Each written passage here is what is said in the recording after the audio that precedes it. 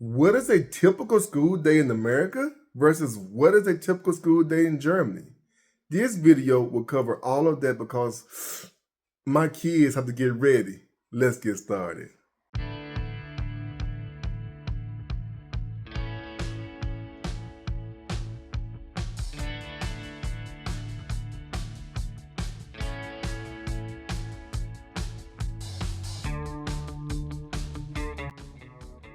Hello everybody, welcome to my channel. I am Justin Banks and I love to make YouTube videos comparing Germany to America. And this video is covering something that is very important for me this year. I have two children that are in school. Brooklyn, have you seen in some of my other videos, is a senior in America. So she is getting ready for her very last year in high school, probably the biggest year of her high school career. And then I have Justice, my 7-year-old, who's getting ready for his 2nd grade year in Germany. So I figured, why not talk about our preparation for those two things? So let's get started. Let's get started with the list. So my wife showed me a page of 3 pages, a list of things that my son would need to be ready or to have to be ready for the German school system in elementary school or Grundschule. And it's a long list. I'm glad that she took care of everything. But they seem like they have special books for everything in the German school system. Special notebooks, special this, and it all has to be ordered in advance. I feel like in America, all this long preparation of things was a lot simpler. I remember they had the list printed out at our local store. It was like be a comparison to like a Kaufland or in Germany or Fred's or Walmart in America. And the store would have a list of everything you needed for your school.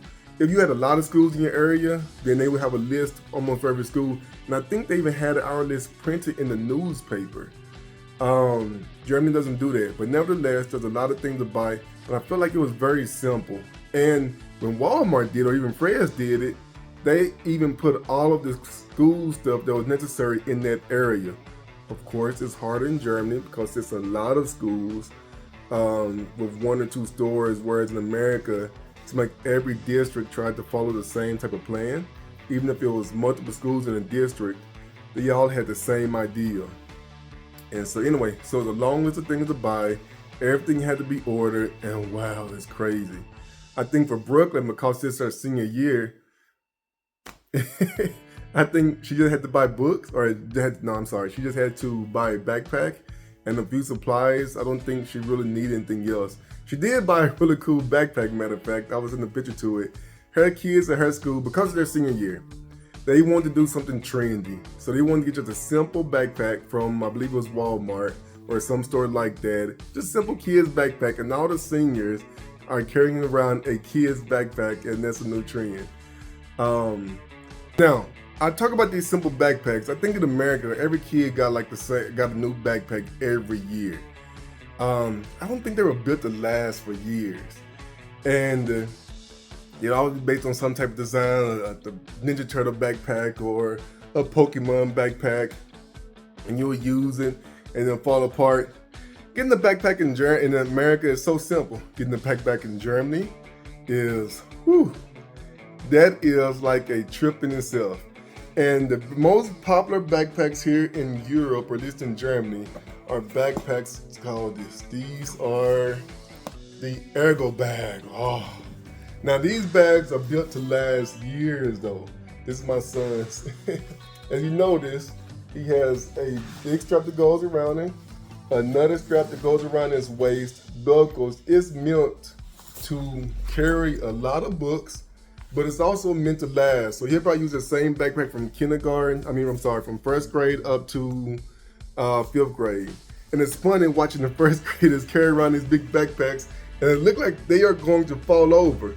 But of course, by the time they make it to 4th grade or 5th grade, it fits perfectly. That's a whole experience for itself. You talking about people going to a backpack shop, like you go to a shoe store, and the people will make sure it's fitted correctly. They'll put it on you, and you have to walk around with it to make sure it's structurally fit. I mean, it's a whole process. So in America, most students arrive at school before 8 o'clock. Let's say some schools stagger it a little bit because it's very busy. But most schools' day starts around 7:45, and our schools in America normally serves breakfast. I think every school in America, I shouldn't say normally, every school in America serves breakfast at school. It's because they want to make sure that some kids who are not able to eat at home have an opportunity to eat. So every school serves breakfast in the morning, and sometimes it's like a sausage and biscuit like you'll get at McDonald's, or sometimes it's a donut, sometimes it's a bowl of cereal. I used to love their super donuts and their super buns, kind of sweet things, but I would love that. Very few kids brought breakfast to school. Most of the time, if you're gonna have breakfast, you either ate it at home or you ate it at school right before school. You get off the bus will drop you off in front of the cafeteria, you go in, you eat, and you can hang out there until school starts and just chill with your friends. And that's the beginning in America. In Germany, however, I have not seen it or heard of a school that makes breakfast for the children. So that generally means every child has to bring their own breakfast. And they won't eat it as soon as they get to school. Normally they would have like a break, during their break time. After 1 or 2 classes, they'll have a break. And then that's when they would bring out their food. And it'll be like a bread roll with cream cheese, or bread roll with pizza bologna or fleischwurst or something like that, or a piece of bread with liverwurst. And that's how they do it in Germany. So I haven't heard of a school that made breakfast. Every kid brought their own lunchbox, bread box for them to eat. So that's breakfast. Now, let's go through the schedule a little bit. Now, before I go any further, I want to say, if you have not, please like and subscribe to this video. This will probably be a long video. I will try to keep some topics very, very short. Let's talk about the schedule for a little bit.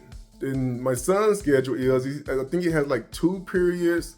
Then he has a break time where he eat a snack, and then he have like two more periods, another break, and then depending on the school day, it might end there. In America, all classes are about the same, about 45 minutes to an hour long. And then we'll have 1, 2 classes, same thing, same period, 1 break, 2 periods of break, and then something else. But American schools go all the way normally to 3:30, if not longer. Whereas the German schools, at least the elementary schools, they end around 12:30, 1 o'clock. So my son's school day is a lot shorter than my daughter's in America. And it was the same when I was in school. We always went to school from 8 to 3:15.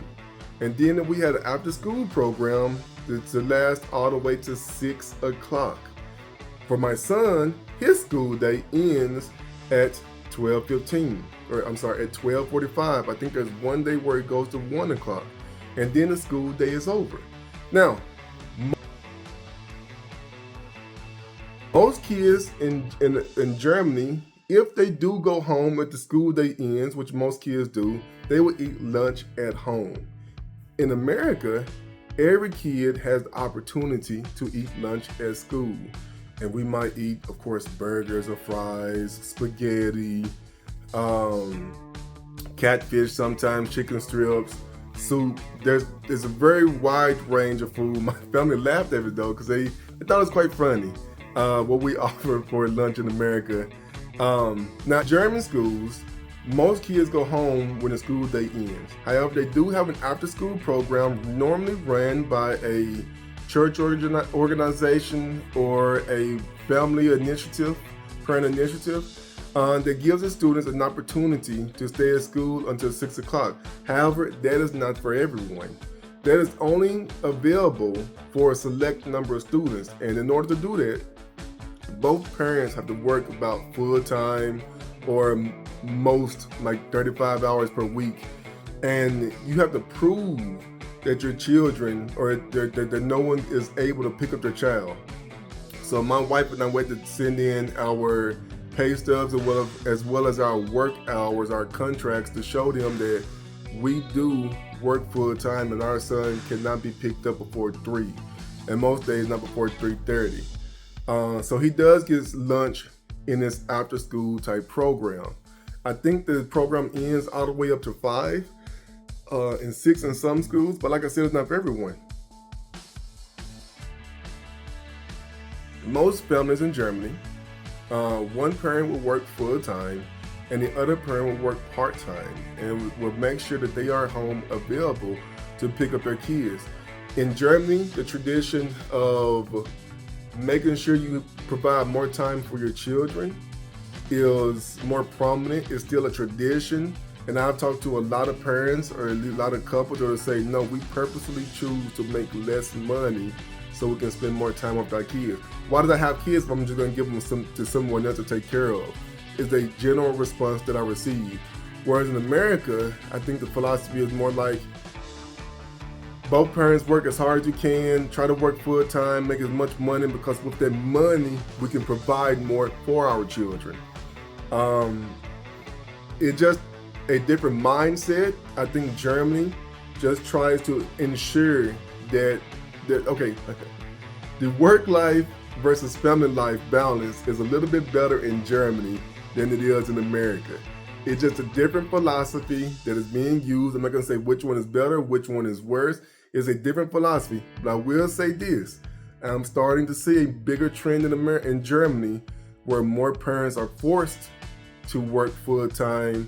And so the tradition is slowly being eroded away. And how has Germany tried to counter it? Instead of having schools like my son where they end at 1 o'clock, there are becoming more and more German schools that are becoming Ganztag or full day schools. They will still have an after school program, but to handle the situation of more parents having to work in more hours, more schools are going to full time to balance it out. So that tradition is still very popular, but it's slowly being eroded, and I'm actually sad about that. I like that parents have that option to not work full time, but of course, money is money. We all got to make it, unfortunately. All right, anyway, let's get back to it. So my daughter in America has the opportunity to eat lunch. However, I don't think she eats the lunch at school. I think she prefers to eat out. They have an open campus, I believe. Open campus simply means that she is allowed to leave campus to go to a local restaurant or go home and get food, or she can just bring her own lunch. All right, so my son's school ends at 1. He gets to go to the after school program, and he stays to about 3:30, 4 o'clock. My daughter still has classes throughout the whole day. Actually, I take that back. Her senior year, because she has taken so many classes before, she actually has a pretty easy schedule. And so I think she's doing an internship after lunch or something like that.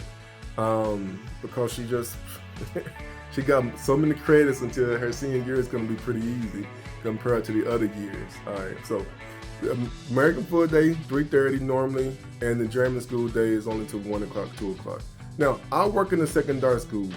There's like either a Real school,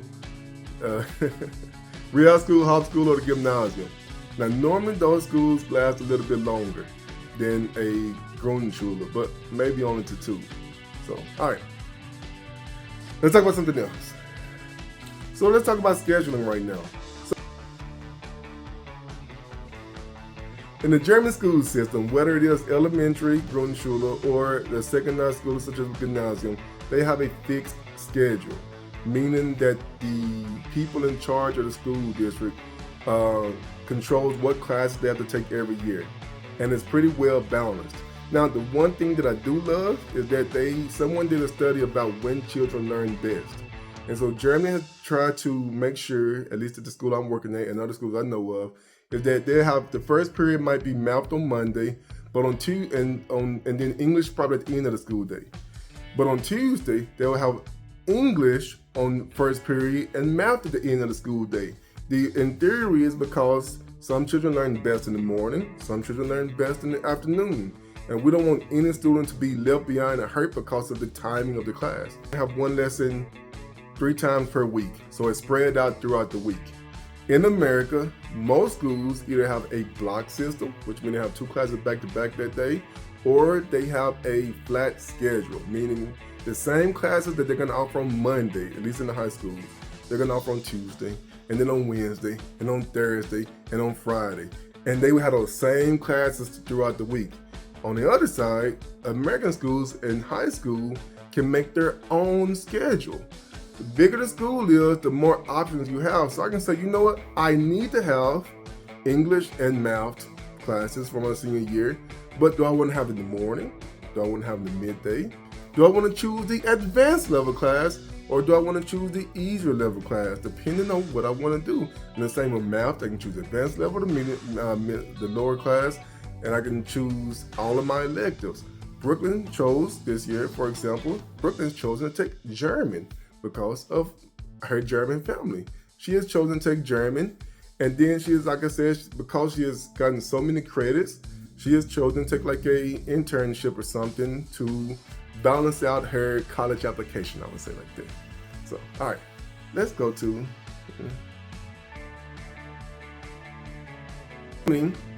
you see a lot of students walking to school. It is one of the rules is that in elementary at least, you should go to the school that is closest to your area. Once you get to your secondary school, you can choose any school you want, anywhere around in the country. You just have to be able to get there. And they have public transportation. So any student is able to get there. I always find it interesting how you'll see some little small kids, first graders, second graders, with those big backpacks on, seem like they're barely able to hold themselves up, getting on public buses and trying to get to school. I always find it so funny, but also very interesting how they just a lack of fear for the young people as well as the adults to allow the little kids to get on these buses by themselves and make it to school. But most people walk to school, and a lot of parents drive to school. I'm actually shocked by the number of parents that drive their kids to school in Germany. It's crazy. They're even talking about some places it's causing so many problems that they had to turn some streets to one way during the school day, which makes sense. In America, a lot of parents drive their kids to school as well. You don't have as many walkers, really. You don't have any at all, unless they really live in the neighborhood. But we have school buses. Every school has an allotment of school buses to pick up the kids and drive them to school. And as long as the kid lives somewhere in that district, the school bus has to pick them up. Most kids will get picked up right in front of their houses. But in the bigger cities, they have bus stops designated for the school buses to pick them up.